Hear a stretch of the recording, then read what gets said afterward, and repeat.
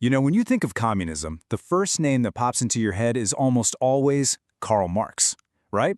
But what about the other guy, the co-founder, the man who was not only his closest collaborator, but also, and this is key, his financial lifeline? Today, we are diving deep into the life of Friedrich Engels, and let me tell you, it's a story packed with contradictions that are almost too wild to be true. In this slide, it just gets right to the heart of it. I mean, think about it. How could a revolutionary socialist, someone dedicated to overthrowing the wealthy elite, be a successful businessman? How could he be a member of the very class he was fighting to destroy? It just doesn't seem to add up. And this just lays the paradox out perfectly. On the one hand, you see the massive, stately home where he grew up, pure upper-class comfort. And on the other, his own words, absolutely burning with anger for the working poor.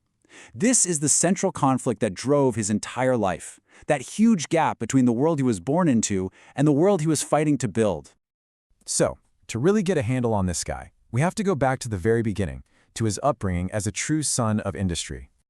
Engels was born with a silver spoon, to put it mildly. His family was incredibly wealthy, owning these huge cotton mills in both Prussia and England.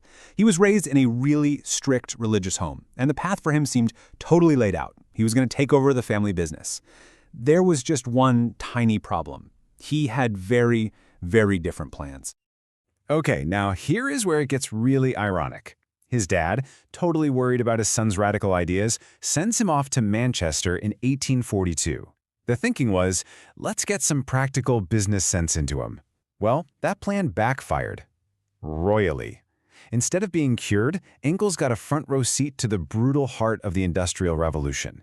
He saw the slums, the child labor, the horrific conditions, and it didn't cure his radicalism. Oh no, it cemented it forever.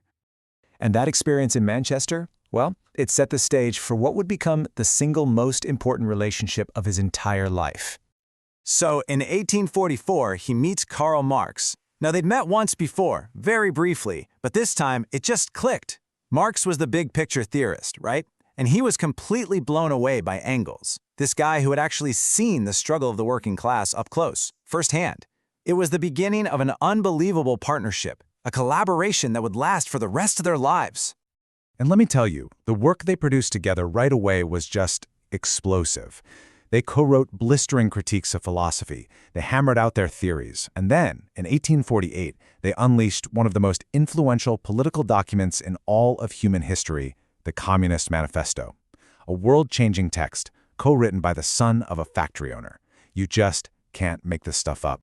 So after the revolutions of 1848 kind of fizzled out, Engels had to make a really tough choice. And it's a choice that led to the most bizarre and contradictory phase of his life. To support his friend Marx, who was now exiled and basically broke in London, Engels did something pretty much unthinkable. He went back to work for his dad's company in Manchester. And for the next 20 years, he lived a complete and total double life. And this slide just breaks it all down. On the one hand, you've got the capitalist. He was a successful manager, even became a partner in the firm. He enjoyed all the rich guy stuff like fox hunting and drinking fine wine. But then you have the revolutionary. This is the same guy who's writing these brutal attacks on capitalism, who's wanted by the police for taking part in armed uprisings, and get this, he's funneling the money he's making from the business to Karl Marx. He was literally using capitalist profits to fund the communist movement.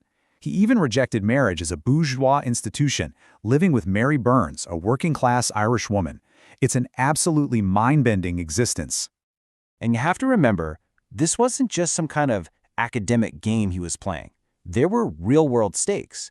This quote here, from a letter his mom wrote, you can just feel the fear and the pain his family was going through. He was truly living on a knife's edge, breaking his parents' hearts and risking his own neck every single day. So in 1870, Engels finally cashes out. He retires from the business and moves to London to be closer to Marx. But believe it or not, his most critical work was still ahead of him, especially after his friend passed away. When Marx died, he left behind, well, a mountain of unfinished work. His masterpiece, Das Kapital, was incomplete. The whole movement was at risk of losing its most important text. And that's when Engels stepped in to save it all. And what a monumental task this was. I mean, we're talking about years of his life spent hunched over thousands of pages of Marx's famously terrible handwriting. He had to figure out what it all said, organize these chaotic scribbles into a structure that made sense, and basically edit and co-author the last 2 volumes. Let's be really clear. Without Friedrich Engels, it's very, very likely that Das Kapital as we know it would just not exist.